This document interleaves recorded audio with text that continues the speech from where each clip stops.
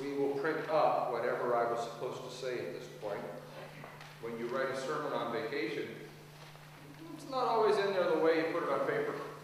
So here you go. This is my best shot at what I think I was supposed to say. This is one of those strange Sundays in the church year when we are seemingly out of sync with the rest of the world. This is the first day of our new year. The first Sunday in Advent is the first Sunday of a new liturgical year. And for those of us who keep the seasons and festivals and holidays of the church and mark them and use them as something of our map through time, we're a bit out of sync with the rest of the world. They're still worrying about 2009. We're already on to what is affectionately known as Year C in that 3-year cycle that we follow. And pretty much what you're going to hear this morning you've heard before. The readings are very similar to the readings that we read 1 year ago. The colors, Advent wreath, everything that we do, pretty much the same. The little variable in here is us. We're different, or at least I hope we're different from the people we were a year ago. Things have happened that have changed us, made us into someone we were not a year ago, hopefully for the better. Not always, though. So while this pattern of time that the church has kept for generations upon generations continues to spin out, every time it comes around to the first Sunday in Advent, or Palm Sunday, or Pentecost, or Trinity Sunday, or the season of ordinary time, we are not the people we were, and so we're hearing with new ears. We are the different ones, even though this message of Advent seems to be something we've heard before. Into that series and procession of time, every now and again, God breaks in. God interrupts. God intervenes. You can see it in the lives of the people of Scripture. You can see it in the lives of the church. You might even be able to find it in your own life. Take, for instance, that first reading from Jeremiah.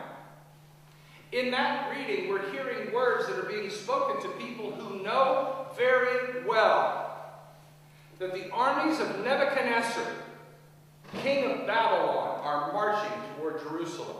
They know very well that in a very brief period of time, the bodies of Israelite soldiers, women, and children will be laying in the streets of the city. They know that Nebuchadnezzar's army will take away their leaders, their artisans, their historians, all the great leaders of the people that make them the people they are. They will be taken away into exile in a faraway place, and the common folk will be left to figure out how to scratch out an existence without the leadership on which they depend. Jeremiah himself is about to be in prison. And yet, in the face of all that doom and gloom, horrible news, Jeremiah receives a word from the Lord. And that word is simply this: that God will do what God has done before. God will intervene once more in the lives of these people. God will interrupt their history and set it on a different course. Jeremiah is not told when or how, simply that God will do just that. He says to them, "The days are surely coming," says God. There's no doubt about it. "When I will fulfill the promise I made to the house of Israel and the house of Judah, in those times and at that time I will cause a righteous branch to spring up for David, and he shall execute justice and righteousness in the land." They will not be left alone. God promises to interrupt their history, to interrupt their story, to interrupt their misery and their sorrow, and give them new hope and new future. If you look at all of our tradition as Christian people, we would look through the lens of faith and say that Jesus Christ is God's greatest interruption. A fulfillment of this prophecy, to be sure, to those of us who see faith through the Christian lens, we see in Jesus Christ God interrupting the way the world was going and coming among us to show us not only who God is, but who we are meant to be. We often look at Jesus with only one gaze, God with us. But with the other gaze, we can see us with God. We not only see who God is, what God is like, how God deals, the compassion, the love, the justice, the care of God in Jesus Christ, we also see who we are supposed to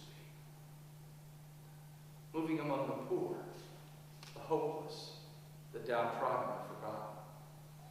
In Jesus Christ, God enters into time, interrupting the way things have been going, and shows us how we are to deal with the hungry, the sick, and the homeless, giving them sustenance, shelter, and healing.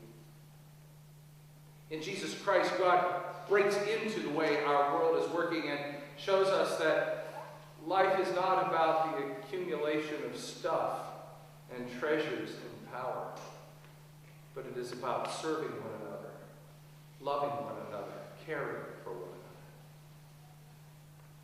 In Jesus Christ, God interrupts the way the world was moving and calls it back to the way He intended the world to be when God created the heavens and the earth. And then Jesus gives us this strange reminder that God is not through interrupting